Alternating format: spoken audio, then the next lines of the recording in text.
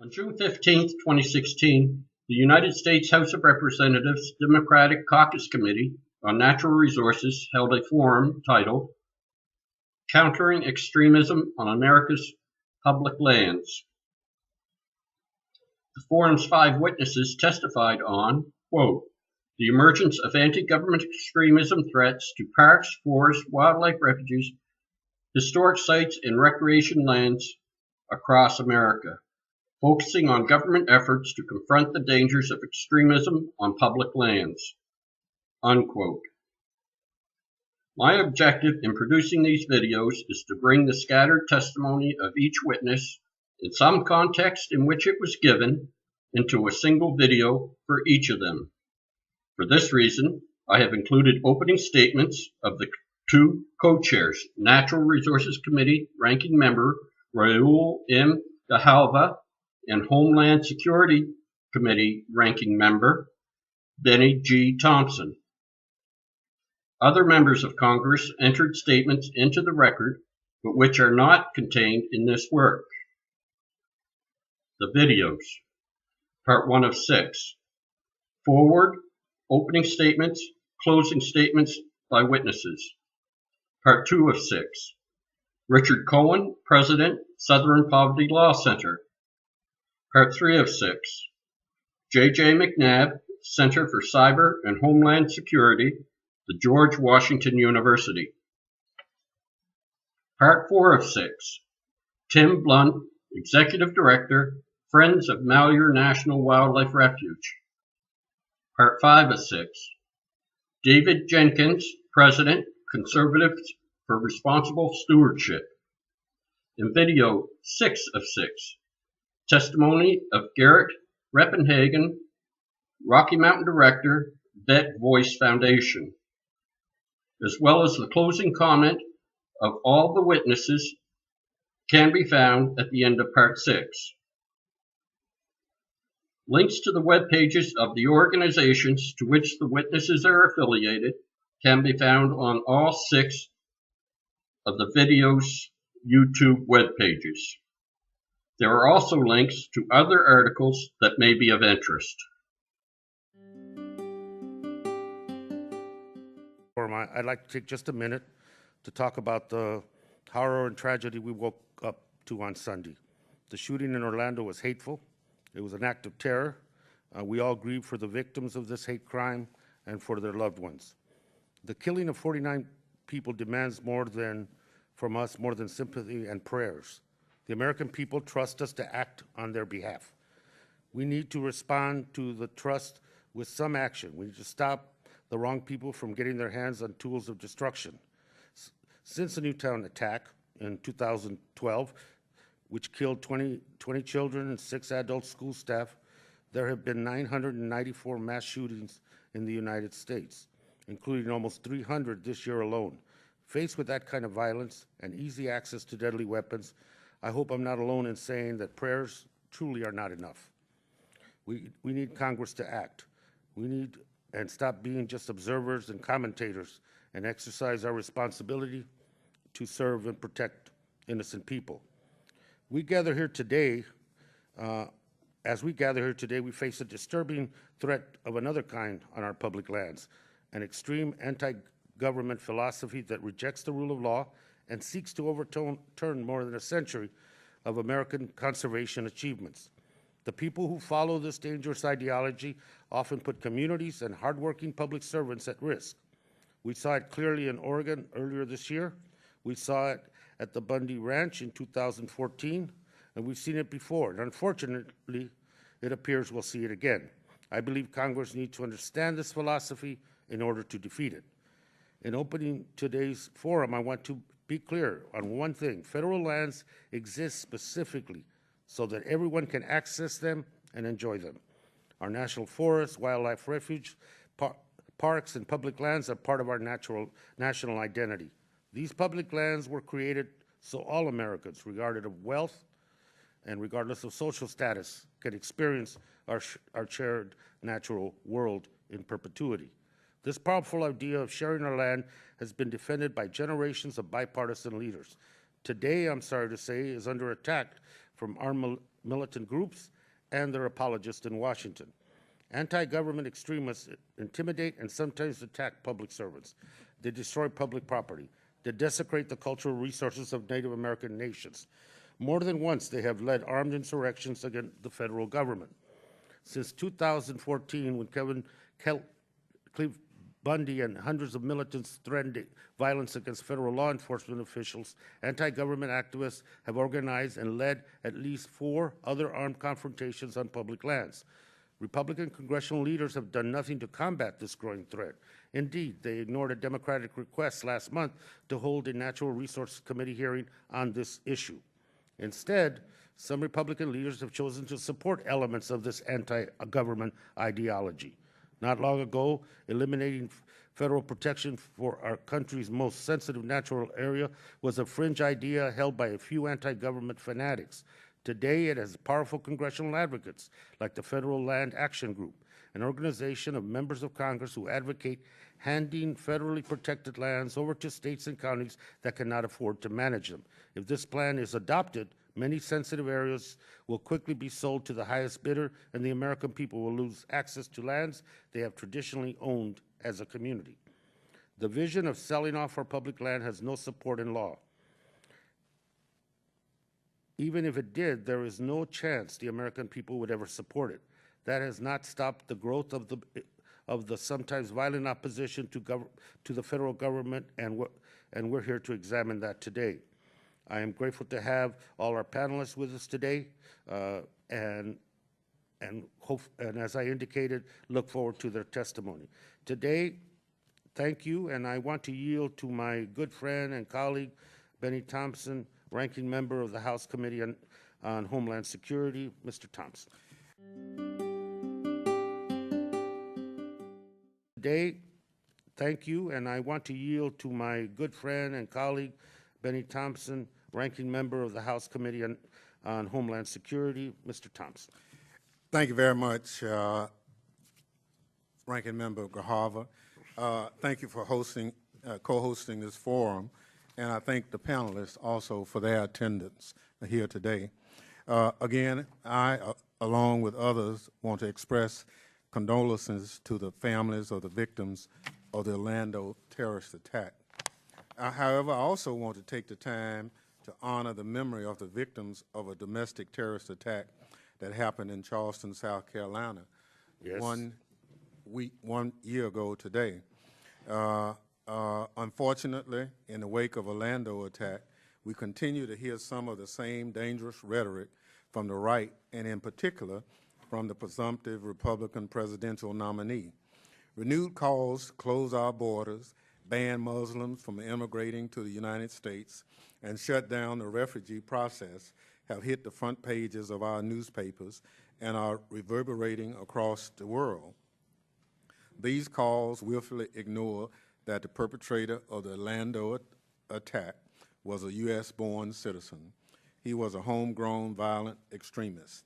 Moreover, since 9/11, every foreign-inspired attack that has been perpetrated in the United States has been carried out by a United States citizen or legal permanent residents. As such, calls for closing borders and banning certain groups of people from entering the United States are dangerously misdirected and counterproductive. I say counterproductive because there's evidence that such heated rhetoric makes us less safe. It is fodder for domestic terrorists and anti-government groups. The anti-government movement embraces a distorted right-wing ideology. In a law enforcement survey conducted by the Triangle Center at Duke University, 74% of law enforcement professionals stated that the threat from anti-government groups was one of the top 3 concerns in their jurisdiction. The Southern Poverty Law Center cites the number of anti-government groups grew by 1/3 in 2015. Earlier this year, we saw the effects of anti-government movement when an armed militia forcibly took over a federally owned wildlife refuge in Oregon. This armed takeover triggered a standoff that lasted 41 days and resulted in 8 people being injured and 1 death. The Oregon standoff put our federal employees at risk and may end up costing American taxpayers nearly $6 million. It's important to note that even as federal authorities dealt with the Oregon situation, they had to respond to 30 incidents of threatening behavior, vandalism, and related acts at 13 other wildlife refuges. The growing threat of violence and terrorism by anti-government groups is a threat that demands timely congressional attention and action. Yet the Republican leadership has willfully ignored that threat. In the wake of the deadly attack this past weekend in Orlando, Americans are again demanding action from Congress to prevent dangerous people from accessing deadly weapons to kill innocent Americans. Congress must act now. Like Ranking Member Grijalva, I too have asked my chairman to hold hearings with the federal government on the threat from domestic terrorist groups, including anti-government groups. To date, none have been held and nothing has been scheduled. So I think it's quite clear that in the absence of the majority leadership, we have to do something. One of those things is Congressman Grijalva and myself have partnered in conducting this hearing today. I would, at this point, say I'll submit the rest of my statement for the record, Mr. Chairman, and look forward to the testimony of the witnesses.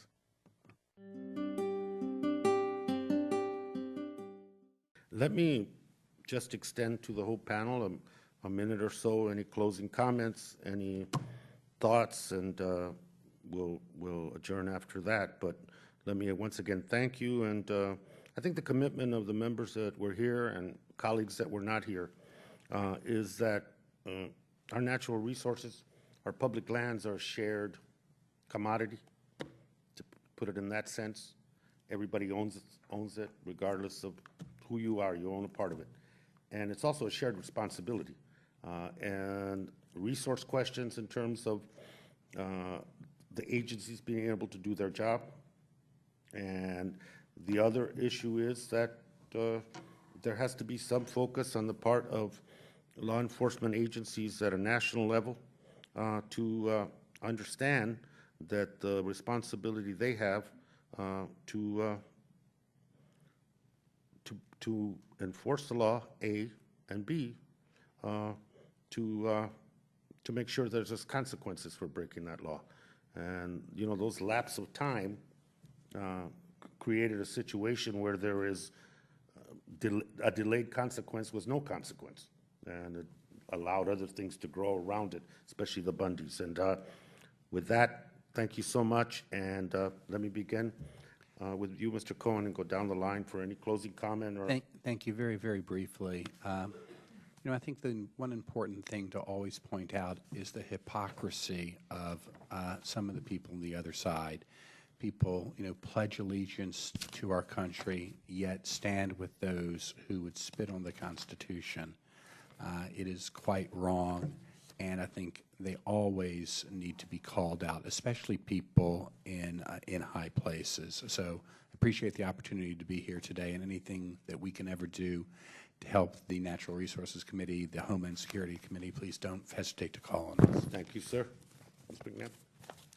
I think it's fabulous that you're bringing attention to this. I've been running around and waving with my hands in the air for 18 years saying, pay attention. So I think this is really wonderful. I think in order to move forward, it has to be done in a neutral setting. It has to be everyone at a big table. It can't be, okay, your side did this, well, your side did that, because I think that is what keeps the two sides from coming to the table. And so I would ask for some form of politically neutral conversation. When a left-wing extremist goes out and commits a crime, left-wing people don't say, oh, you know, that's one of us, and therefore, you know, you're blaming us for committing crimes. Right-wing has to disassociate itself from right-wing crime. It's very, very important. And to do that, it has to be a neutral setting. Point well taken. Thank you. Mr. Blount. I'd just like to make mention of the National Wildlife Refuge system has 255 full-time law enforcement officers. a study done in 2015 that was sanctioned by the Fish and Wildlife Service says we need 1,149. So protection of those types of public lands is needed. The other thing I'd like to point out is in Harney County, where Malheur National Wildlife Refuge is where it is, the partnership between federal and, in our case, ranchers works. And it is working. And you saw the passion from Georgia Marshall. And I think that's a great model to be used across the United States. Thank you, sir. Thank you very much. Mr. Jenkins? Yeah, just 2 points. There's been a lot of talk about why we don't focus on these domestic terrorists and call them terrorists. And in the case of this public land extremism, you know, we have a situation where these people wear cowboy hats, they wave the American flag, they call themselves patriots. And the thing is, we cannot let them define themselves. We have got to define them as the extremists and radicals that they are, and the fact that they're not patriotic. They're actually working against our nation and our values. And so I think we have to make sure that we pull that veil of legitimacy that they put on themselves. We take that away from them. Secondly, the other thing that ties into this is the whole effort to transfer public lands to states. And, you know, they're using this extremism to their benefit, but never forget that the driving force behind that is special interest. And a few states that think that they can turn a quick buck by selling off our nation's natural assets. This is exactly opposite of the values espoused by Theodore Roosevelt, who said, "I do not intend that our natural resources should be exploited by the few against the interest of the many." So, you know, he's a Republican, he's a great president, he's on Mount Rushmore. I think we need to try to get more people on both sides of the aisle to embrace his view of what our public land should be. Excellent points. Thank you. Sir? I just want to thank the panel and yourself, especially Mr. Blount, for your courage for being here. I hope you continue to have the courage to speak out as this issue grows and we get larger and more attended panels, that you continue to have that courage. I appreciate it. With that, let me thank you once again, and the members that attended. Although it appears to be lonely up here right now, they did attend, and this is really good. Appreciate it. Thank you. Adjourned.